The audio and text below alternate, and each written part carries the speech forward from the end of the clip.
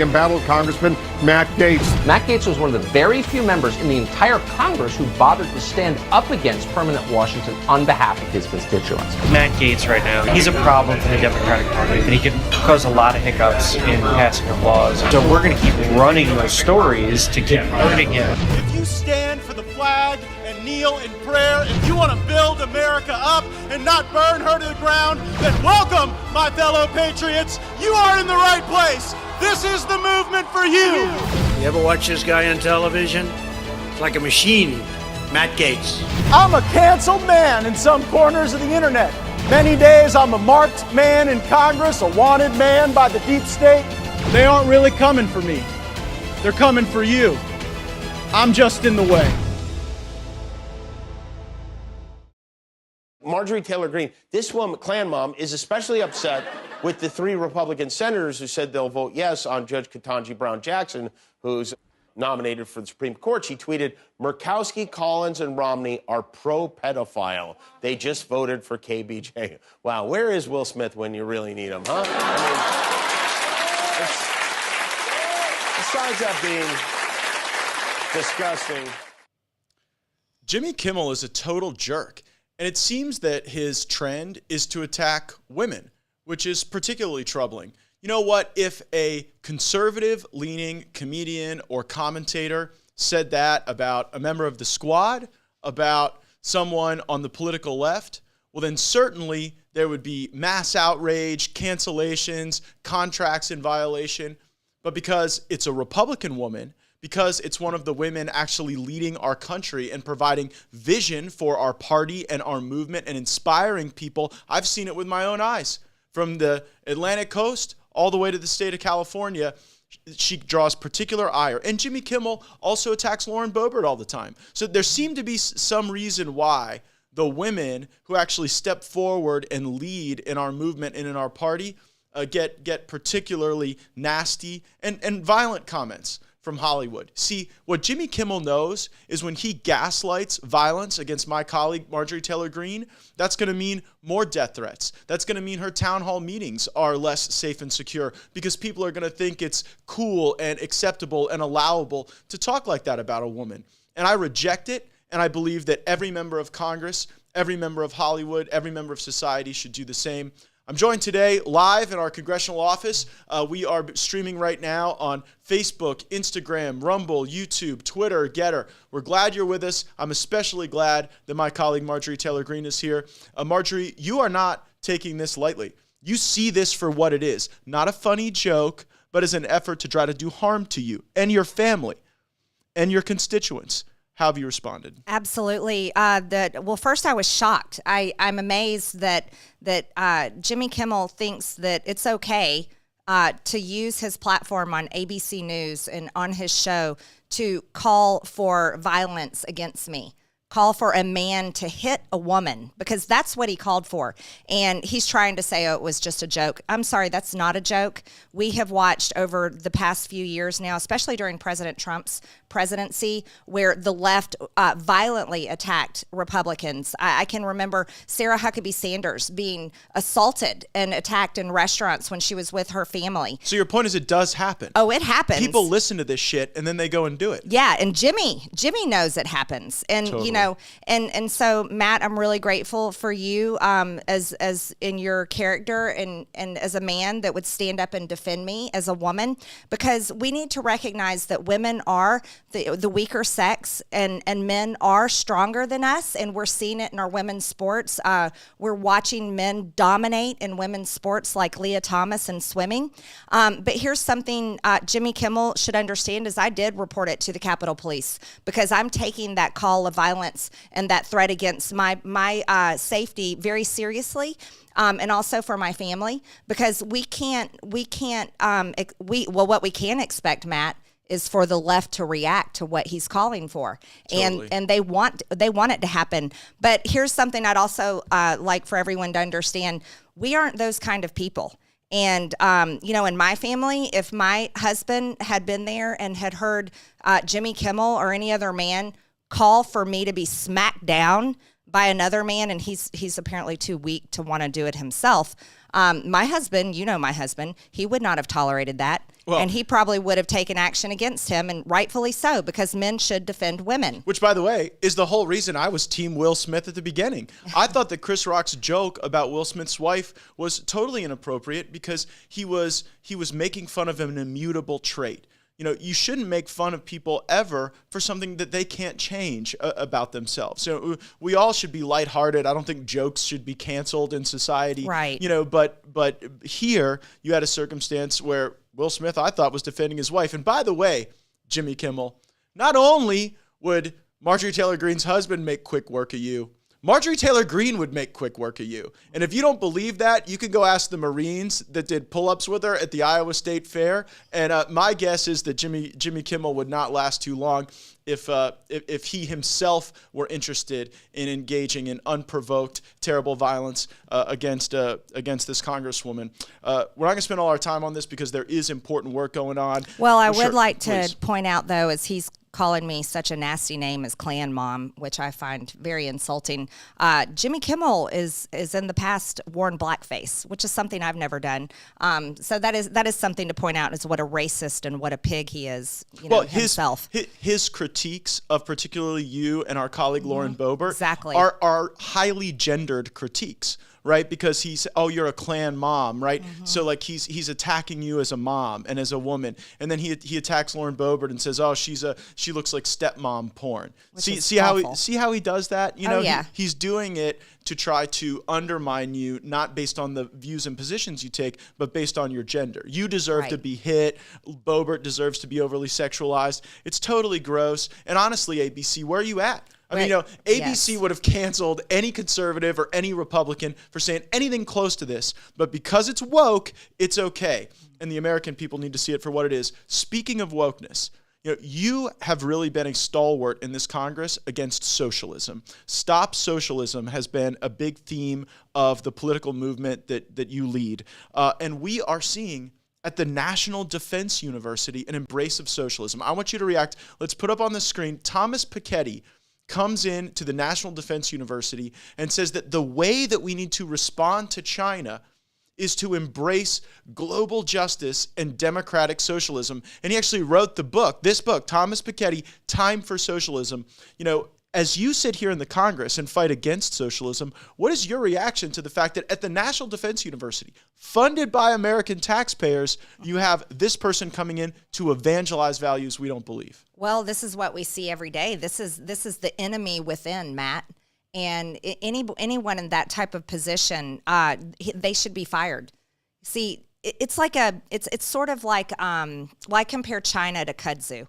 China has come in and they're like spies. They've moved into our country. They're buying our farmland. They're taking over our universities. They're bringing their businesses here. They're involved. They're in our government. They're even in the PTA. They're in all of our groups all across our country. That's something that we know. And I'll explain this. I'll use an analogy. Kudzu. Kudzu is it's a vine that we brought. For those of you not from an SEC state, kudzu is a vine that will actually engulf you if you walk slowly through the American Southeast. It's true. And so they brought it over to America, and they brought it to the South in the early 1900s. And the idea was to plant it so that it would hold the soil and prevent erosion. But what kudzu does is it's a rapidly growing vine, and it climbs everything. It climbs trees. It devours trees. It kills the trees. If a car is sitting there long enough, it will grow over the car, grows over houses. I mean, we see this all over the South, right? So China is like kudzu. And here's the problem with kudzu. And I'm using this analogy with socialism as well. You can't just kill kudzu with weed killer. You can't just cut the vine and it goes away. See, you have to literally rip it out at the root, Matt. You have to rip it out at the root and completely remove it from the soil to prevent it from growing and taking over. And that's what's happening in our country. And these Marxist ideas and socialism, and it is seeping in. It's like poison in our well, and it's like kudzu climbing all over our houses and cars and our trees and suffocating the life out of our trees. And that's what's happening in our businesses, our schools, our culture, with our young people. That this socialism and Marxism is like kudzu, and we have to rip it out at the root. If socialism is the kudzu, she's the Roundup. We're live from the Capitol complex in my office. The live stream's going crazy. Abby Morgan, I admire, Rep MTG, and Jamie Wise Martin making the point, it was Castro who used this notion of social democracy, social democrat, initially in some of his communication. And what we're seeing at the National Defense University, indicative of that. We're going to skip the full Austin clip, guys. What I want to do is I want to go to some of this gendered training that we see required in the military. Now, outside your office, there is a sign that says there are two genders, and yet in our military, a military that in some ways is not keeping pace with some of our adversaries, they are doing mandatory training on pronouns, of all things. And while, Russia's out there using hypersonic weapon systems, as China is demonstrating global launch capability with hypersonics, our service members are forced to sit there and do gender identity training. Your reaction? I don't think that's going to help protect America very much. Like we're about to be invaded at the southern border, and so are our military, our border patrol, and people that will be encountering the drug dealers bringing deadly fentanyl across the border, the human smuggling, potentially terrorists, very likely terrorists coming across our border, because that's we what know they there do. Are people coming across the border that are on the special interest list. That's not even a question. Yeah, and our president has no interest in stopping that, and the border czar is completely missing in action. So yeah, these things are terrifying. So what are they going to do? Stop them at the southern border, or where we're in engagement and actually military conflict? Are they going to say, ma'am, wait, sir, what is your preferred pronouns before we, go into this conflict? It's absurd. It's absurd. It's laughable. I think the world is laughing at us, Matt. And we fall behind as a consequence. What I think people need to understand is that when these institutions that are supposed to be focused on critical things for the benefit of America, instead, embrace kind of this like social change ideology, it's not just the harm of the social change ideology, it's the harm of that distraction. We also see the way the left has used education to try to advance their values. And the military is starting to do the very same thing at West Point. One of the things that really bothers me is the embrace of critical race theory at West Point. And when our colleague Congressman Waltz asked questions of Secretary Austin and Mark Milley, they were pretty honest about the fact that they embraced that. That General Milley was talking about how he wanted to understand his white rage. Viewers, take a listen and take a look. This was an episode we did, a clip from it, on critical race theory at West Point. Take a listen. At West Point, lectures are presented by Dr. Carol Anderson on understanding whiteness and white rage. Since I nominate future military officers to West Point as part of my job in Congress, I wanted to know what Dr. Anderson thought about whiteness. She wrote that the Republican Party yearns for a white republic, and that the Republican Party platform is white nationalism. This is the nonsense that General Milley is defending. Instead of Dr. Anderson, we should have instructors who can teach the next generation of commanding officers to win on the modern battlefield. Less CRT, more cyber. There you go. So well said. What do you think about our military service academies really starting to look more like the worst parts of our university system and not the best parts of our country? I think we're weakening America in every way. And what young person wants to go to these academies anymore, where they know they're going to be forced to be vaccinated, whether they think they need it or not? Secondly, they're going... Big issue, by the way. Huge issue. Big issue. I've had, we appoint people to these academies. And just 6 months ago, I had a young man that ended up leaving, and he left because he refused to get vaccinated, and they had treated him terribly for months. Oh, I had a very similar circumstance with one of the wonderful patriotic Americans I had the opportunity to nominate, and our country is not stronger because they have driven these people away from military service. No, our country is weaker. We are weaker. We're in bad shape. Do you support, when we get back in the majority, passing legislation to restore these people and to give reparations to those who've been driven out of the military? Absolutely, they should be restored. They should have They should be rightfully restored, and we have to repeal this forced vaccination for COVID-19 vaccines. We need to investigate the VAERS system. I have a bill for that. We should investigate all of the reports, deaths, myocarditis, miscarriages, permanent disabilities. All of these reports are on the VAERS system, and no one has investigated them. No, and you and I have talked about the need in a Republican majority to focus on oversight first. That is our shared vision. And you've been doing a tremendous amount of oversight, whether it's been on the January 6th issue, the way people have been unfairly treated following January 6th. But this is what the Healthcare Committee should be doing. The Healthcare Committee within Energy and Commerce should be focused on whistleblowers around this vaccine and what information we can get out in the public. Absolutely. And by the way, I'm not prejudging that information. No. But I think there is often a cover-up when you have Big Pharma involved. And I'm not saying that I have absolute certainty of that at this stage of the game, but we should be willing to ask those tough questions. Marjorie, this week in the House Judiciary Committee, we had a bill pass committee prepare for the floor to make the Black National Anthem our national hymn.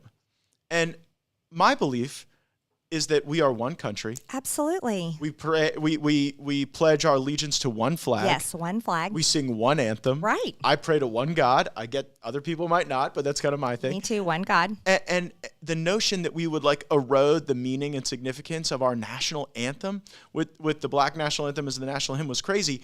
Our friend and colleague Dan Bishop of North Carolina had some hilarious questioning around this in the House Judiciary Committee. Take a listen. Okay. So how is the proposed national hymn to differ from the national anthem? A hymn represents a song of joy and praise. An anthem, we already have a national anthem which celebrates the country. And has always been recognized as a hymn from the very start. Well, you say that, but even some of the materials from the committee staff say that, and I believe Mr. Cohen mentioned it, that that Lift Every Voice and Sing is known colloquially as the Black National Anthem. When would it be appropriate for the hymn to be featured versus the anthem? They're often, the way it's currently done is they're often played in tandem. I see. That's more concerning. As at the Super Bowl, for example, was done. Yeah, I think I do hear that. And I'm troubled that there would be the playing effectively of two national anthems. That's exactly what my concern is. Let me ask this. How many Americans, what percentage of Americans know and or have affection for Lift Every Voice and Sing? Do we know that? I mean, it's a song that's been sung. It's a song that's been sung for 120 years. I have no idea the statistic. Let me just pose a hypothetical, and you maybe cover that as well. Let's say 20% of Americans know what this composition is. Does the fact that the other 80% of Americans don't even know this hymn cause you any pause about whether we ought to declare it to be the national hymn? I'm sorry, I didn't catch that question. If 80% of Americans don't even know what this hymn is, never heard it before, does that not cause you pause about the legitimacy or the appropriateness of declaring it to be? I don't know if the gentleman will yield. I yield for the answer to that question. I don't know where you get your statistic that 80% of Americans don't know the hymn. I don't know that anyone has taken a poll, but it's been sung at many occasions, at presidential inaugurations, at Super Bowls, at Coachellas. I presume a very large number of Americans know it. I have no statistic. I don't know that anybody's taken a poll. You know, I regret that in that moment, I did not demand that Jerry Nadler sing the Black National Anthem for us, because my guess is that Jerry Nadler doesn't know. He doesn't the know. words. He would need the sheet in frnt of him to be able to. His assistant would have hurried. I and got it right said, there. Jerry Nadler, if you can sing the Black National Anthem right now, I'll vote for it, because I'm that certainly could know it. This bill's coming to the floor, Marjorie. How are you voting? Well, I'll be voting no. We only have one national anthem, and I'm not a racist. So I don't know why we need to elevate one race over the other. We're all one nation under God, and that's the only anthem. We have one flag, and that is what's being anti-racist, when we don't divide ourselves up into groups, into races, into identities, ideologies, genders or 50 genders or whatever there may be. that's how we avoid those things, by being one nation with one flag and one national anthem. And if we were to have a national hymn, what about Amazing Grace? You know what I mean? A song people know. You know what I mean? Absolutely. A hymn sort of implies an element that is not, I don't know, maybe not fully reflected here. But I'll be voting no. I voted no in committee. Dan Bishop with the brilliant questions. If they're going to designate this as the beloved hymn, we should probably know whether or not it's beloved. Yeah, and take a poll. I don't think most people have no idea what it is. Well, we certainly know where we stand on it. We love our great country. We love our great anthem. Got a lot of folks right now agreeing with us. One Nation Under God from Abby Morgan. And, the other question I'm getting a lot, I was supposed to be on Louder with Crowder today, which I was really, really looking forward to. But Nancy Pelosi held us for a 15-minute vote for 1 hour. So to those of you who were looking forward to that interview, I'll definitely try to get back on that show. But we're here now. We're going to have major breaking news. We're so grateful for Marjorie Taylor Greene joining us. I know you've got to get out of here and go somewhere, but one of the reasons why Crowder wanted to have us on was my questioning of Secretary of Defense Lloyd Austin. We've been talking about some of those issues today. We're going to go to that clip in just a moment. So if you're watching now, you're going to get the full deal, not the abridged version. You're going to get the full 5 minutes. Every second of it is worthwhile. Then we're going to come back out of that clip, and I'm going to break some news. I'm going to tell you the follow-on action that we are taking relative to Secretary of Defense Lloyd Austin. And hey, even Sleepy Joe gave me a shout out yesterday. Apparently my questioning of Austin was so good, there was a Biden reaction. I'll be responding to that in a moment. Thanks so much, Marjorie, for joining us. Thanks for being such a great fighter. And to all those who would try to tear you down, try to discourage you, know that there are an army of Americans out there who are peaceful and patriotic and loving, and they are inspired by the work you do in Congress, as am I. Thanks for joining us. Enjoy 5 good minutes with Secretary of Defense Lloyd Austin and my tough questions. Secretary Austin, why should American taxpayers fund lectures at the National Defense University that promote socialism as a strategy to combat China? It's the National Defense University is an academic institution, and I don't know of any such lecture. But well, that's surprising because it was widely reported. The National Defense University had Thomas Piketty come, and this was the title of his lecture, Responding to China, the Case for Global Justice and Democratic Socialism. So now that you know that they did this, would you agree that embracing socialism is not an effective strategy to combat China?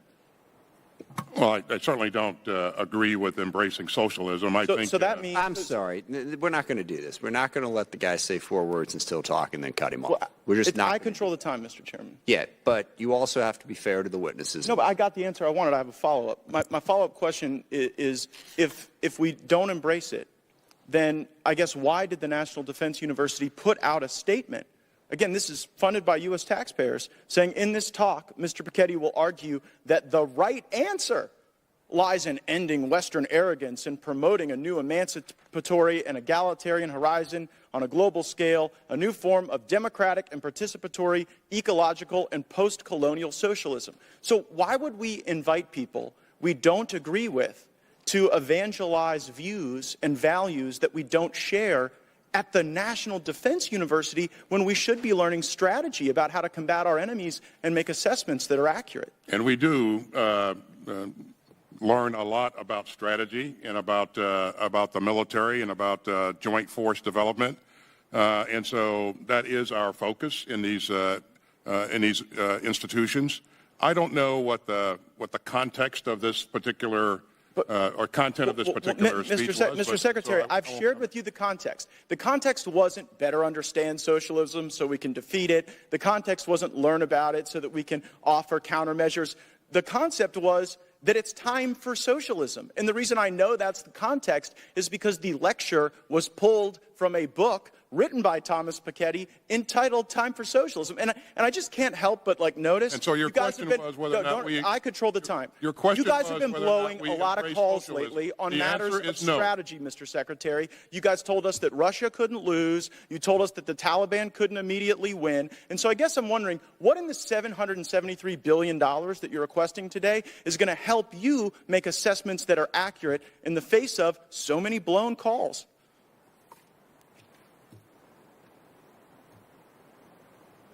You've seen what's in our budget. You've seen how the budget matches the strategy, and so I'll let that speak for itself.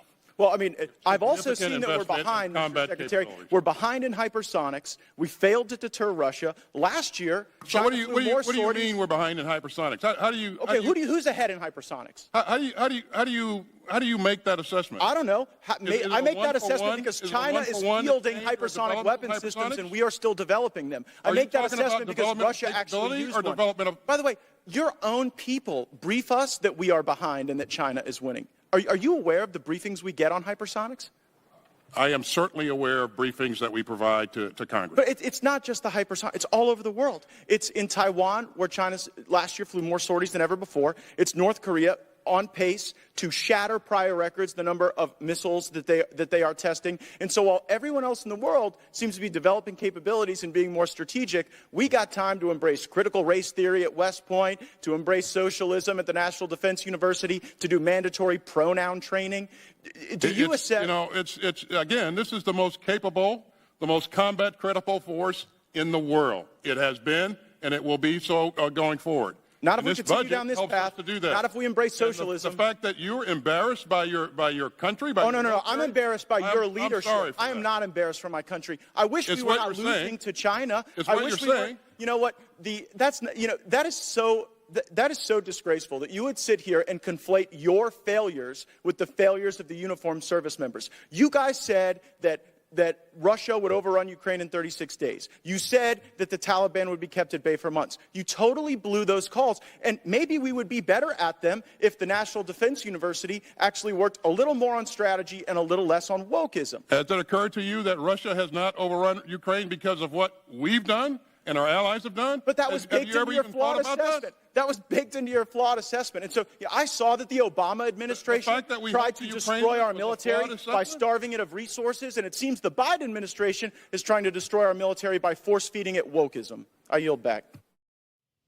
A big part of that dispute focuses on our military doing incredibly unserious things like critical race theory and pronoun training with genders and the socialism lecture embrace, while missing out on things that are critical, that must happen, that we must get better at, like hypersonics. So there was a big factual dispute there between me and the Secretary of Defense that we have to be able to unravel for the sake of the country and the decisions we make on the president's budget regarding our military. I mean, remember, these guys are asking for $773 billion in taxpayer money. So we should be getting better at the stuff that really matters, like hypersonics.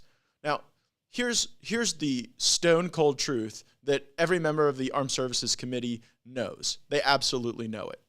The Secretary of Defense said things in response to my questions that directly contradict what his own people said to us in a briefing last month. Now, I would love to lay out for you in Technicolor exactly the capabilities in hypersonics that the Chinese have and the Russians have and that we have, and whether it comes to stockpiles, volumes, speeds, targeting, all of that.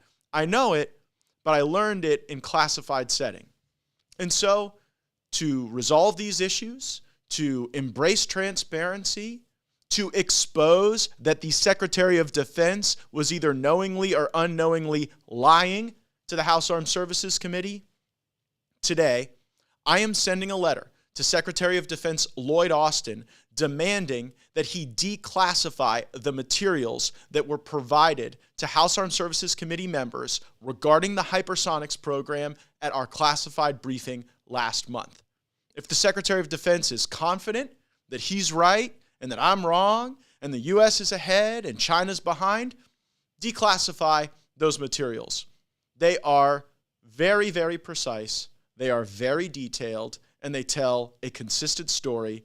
And that story was consistent until the Secretary of Defense showed up. And really, it has a grave impact on decisions we make regarding basing, regarding offensive and defensive systems, regarding how we think about nuclear deterrence, because hypersonic systems can deliver nuclear payloads. So I know of what I speak regarding hypersonics. I know it because of the briefings that the Department of Defense has provided to us. And today I'm calling on the Secretary of Defense to make the contents of that brief, in terms of the materials provided to Congress, unclassified. And then you know what? He will be exposed for the abject liar that he was in the Armed Services Committee. Now, you know that it's quite the event in a committee hearing, quite an examination, when even the President of the United States has to weigh in and comment. Here's President Biden yesterday. You may have seen yesterday on television when the Secretary of Defense was being cross-examined by one of our, how can I say it, our congresspersons, saying, "What have you done?" And he basically looked at him and said, "What the hell do you think we've done? Why do you think they're able to fight? We've trained them and we've given them the weapons." That's what's happening.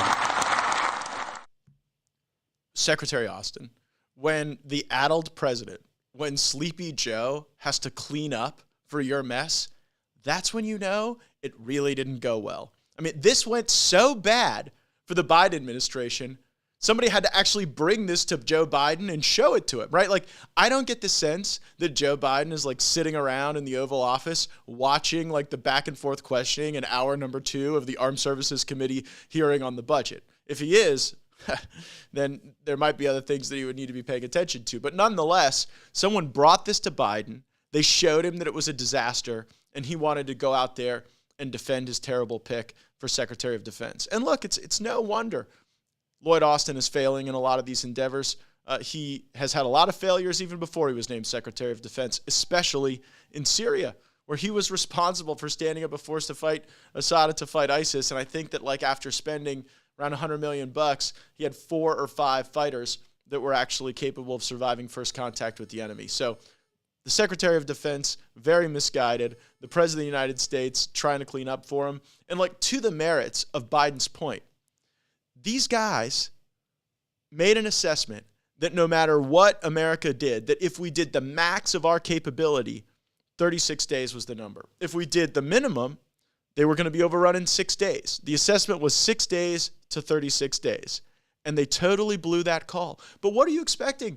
This is the same group of people who said that the Taliban would be kept at bay for months, that there was no scenario after all the wargaming that they did, after the hundreds of billions of dollars that we send over the Potomac River to the Pentagon, that they didn't have one scenario in Afghanistan where the Taliban overran the government. And you know what? That's because they were buying their own bullshit when it came to the capabilities of the Afghan government. The reality was the Afghan government was a puppet government. It was corrupt. It didn't have the confidence of the people. And because like the U.S. was kind of part of that corruption by just pouring huge swaths of money over like barbarians and cave people, we didn't want to deal with our own culpability in that matter. And so we assessed that that government would hold, and 13 uniformed service members are dead as a consequence of Joe Biden's bad decisions, of Lloyd Austin and Mark Milley's bad military advice. So let's hope we get to the bottom of it. I'm confident that if the Secretary of Defense actually declassifies this information, that I will be proven right, and maybe we will even inspire a bipartisan consensus in the Congress to do more to catch up, to be in a place in hypersonics where China doesn't hold a qualitative military edge over us for any reason. The live stream is on fire. I guess bringing in Congresswoman Marjorie Taylor Greene really makes that happen. Andrea Fucus says that the whole Biden administration is a failure in response to my questioning of Secretary Austin. Can't argue with that. Nathan Bryan, he had a critical comment, said unwoke equals uneducated. Well, you know what? I don't trust people with 2 first names anyway.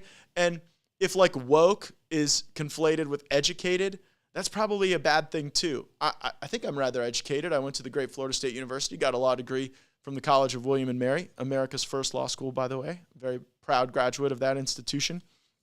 And if anything, we should be doing a whole lot more to de-wokeify our education, not just at West Point, not just in the military, in every aspect of society. And if we do that, we'll be a better, stronger country.